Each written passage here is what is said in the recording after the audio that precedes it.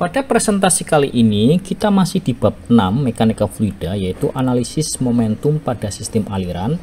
Kita akan membahas 6.4 yaitu persamaan momentum linear. Persamaan momentum linear itu adalah salah satu hukum paling penting dalam mekanika fluida karena menjelaskan bagaimana fluida memberikan gaya pada benda atau bagaimana fluida itu sendiri terdorong atau terbelok akibat gaya. Untuk memahaminya, kita mulai dari hukum 2 Newton, yaitu perubahan momentum suatu benda itu berbanding lurus dengan gaya total yang bekerja padanya dan terjadi dalam arah gaya itu sendiri. Kita ulangi ya, perubahan momentum suatu benda itu berbanding lurus dengan gaya total yang bekerja padanya dan terjadi dalam arah gaya itu sendiri. Nah, mari kita pahami.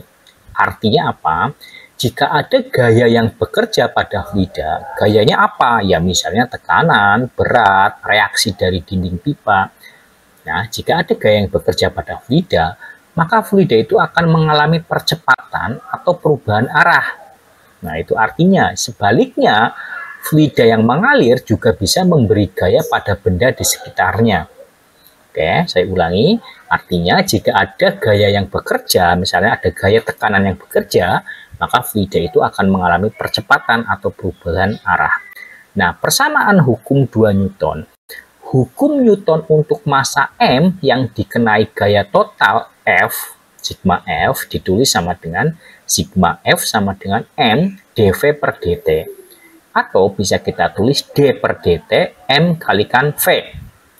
Nah, keterangannya sigma F itu gaya total yang bekerja pada sistem. M itu massanya, V itu kecepatannya, dan dV per dt adalah percepatan. Persamaan ini artinya gaya total pada sistem itu sama dengan laju perubahan momentum linear. M kali V itu momentum linear terhadap waktu. Nah, sekarang maknanya momentum linear. Momentum linear itu adalah hasil kali antara massa dan kecepatan M kalikan V. Jika suatu benda berat, massa besar, bergerak cepat, maka momentumnya besar. Misalnya, bola pingpong dan bola bowling dilempar dengan kecepatan sama.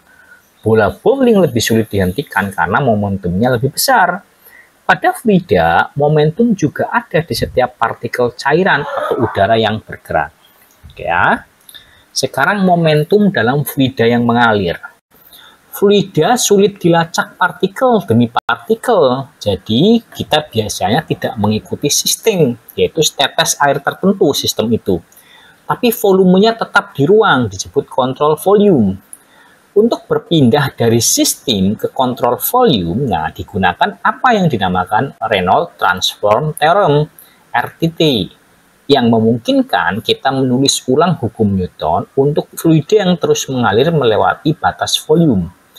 Nah, di sini persamaan 6.15 D per dt M kalikan V, ya momentumnya, itu sama dengan D per dt integral CV rho V dV ditambah integral CS surface rho V dikalikan V kalikan N normal kalikan dA. Nah, integral CV rho V dV itu adalah momentum fluida di dalam volume kendali. Sementara integral CS rho V Vn dA itu aliran momentum keluar masuk lewat permukaan. Nah, simbol N itu arah tegak lurus, normal vektor arah tegak lurusnya. Nah, Anda bisa lihat di gambar 6.11. Linear momentum equation. Nah, gambar ini menunjukkan bahwa persamaan momentum linear itu didapat dengan mengganti besaran momentum B sama dengan mv ke dalam transport Reynolds. Di situ ditunjukkan aliran fluida masuk dan keluar dari volume kendali dengan kecepatan berbeda sambil mempertahankan kesetimbangan gaya-gaya luar. Nah, sekarang bentuk umum persamaan momentum linear. Dengan menggabungkan gaya total dan perubahan momentum, kita dapatkan dalam bentuk umumnya persamaan 6, yaitu sigma F itu D per dt integral CV rho V dV plus integral CS rho V Vn dA yang kita sebutkan tadi. Jadi artinya jumlah semua gaya yang keluar, ya gaya luar yang bekerja pada volume kendali sama dengan laju perubahan momentum di dalam volume ditambah momentum bersih yang mengalir keluar lewat permukaan integral CS itu. Oke ya. Gambar 6.12 yaitu gaya-gaya pada kontrol volume. Dalam gambar ini digambarkan fluida yang mengalir melalui sebuah belokan pipa. Tampak gaya-gayanya ada P1A1 tekanan masuk mendorong ke kanan, P2A2 tekanan keluar menarik ke kiri, dan W berat dan FR gaya reaksi dari dinding pipa. Persamaan momentum akan menyeimbangkan semua gaya tersebut dengan perubahan momentum fluida saat membelok. Sekarang 5 kasus khusus ya, aliran steady. Nah, pada steady flow, sifat fluida, kecepatan, dan tekanan itu tidak berubah terhadap waktu di setiap titik. Jadi, bagian turunan waktu d per dt integral Severov dV itu menjadi 0. Karena nggak ada perubahan dalam waktu, d per dt-nya 0, maka persamaannya sigma f itu integral CS rho v Vn dA. Hanya ada yang di surface. Artinya, gaya total itu sama dengan perbedaan momentum antara fluida keluar dan masuk saja. Ya. Nah, kemudian gambar di 6.13 ya, beberapa inlet dan outlet. Nah, gambar ini menunjukkan volume control dengan beberapa aliran masuk dan keluar. Setiap aliran masuk membawa momentum ke dalam CV dan setiap aliran keluar membawa momentum keluar.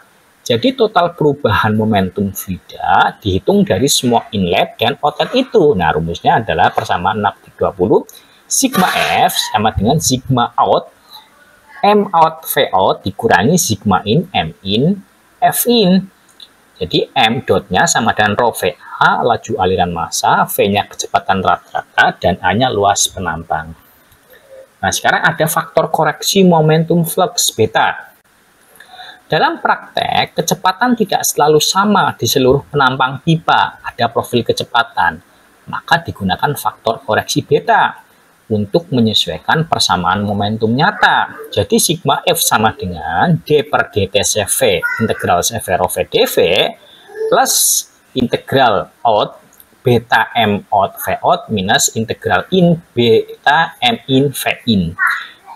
Jika nilai beta sama dengan 1, artinya alirannya seragam, uniform. Jika betanya lebih 1, itu untuk aliran tidak seragam, misalnya profil parabola pada pipa lamin R. Nah, gambar 6.14 inlet dan outlet pipa. Gambar ini menunjukkan beberapa kondisi ujung pipa yang halus, aliran masuk seragam, pipa di dalam terowongan udara, dan C-nya nozzle yang mempercepat aliran keluar. Ketiganya memiliki profil kecepatan berbeda, sehingga nilai betanya bervariasi.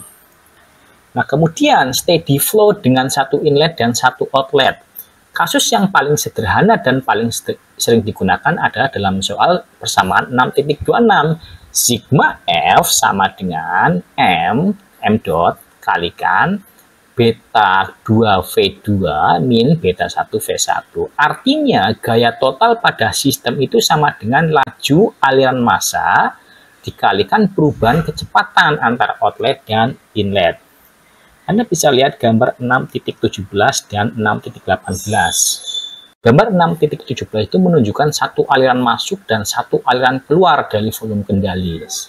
Gambar 6.18 ini menunjukkan gaya reaksi yang muncul ketika air memantur dari pelat. Fluida mengubah arah sehingga muncul gaya pada pelat. Ya, contohnya semprotan air pada dinding. Semakin cepat air keluar, semakin besar gaya dorong pada dinding karena perubahan momentum air itu makin besar. Nah, sekarang aplikasinya ya, truss, gaya dorong jet dan roket.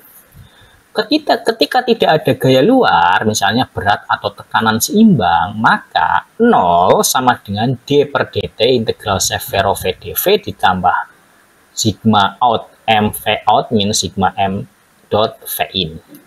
Untuk sistem jet, lihat di persamaan itu, atau roket, gaya dorong truss muncul karena perbedaan momentum gas keluar dan masuk. F truss-nya itu M exit V exit dikurangi M in V in, ya, persamaan 6.29. Gambar 6.19 ya, roket space shuttle. Roket mendapatkan gaya dorong karena gas panas keluar dengan kecepatan sangat tinggi, sekitar 2000 meter per second ke arah bawah, sehingga roket terdorong ke arah berlawanan ke atas. Nah, fenomena ini adalah contoh langsung konservasi momentum linear. Analogi sederhananya ya selang air ya, ketika kita menyemprot air, terasa selangnya terdorong ke belakang. Itu karena air keluar membawa momentum ke depan dan reaksi mendorong selang ke arah berlawanan.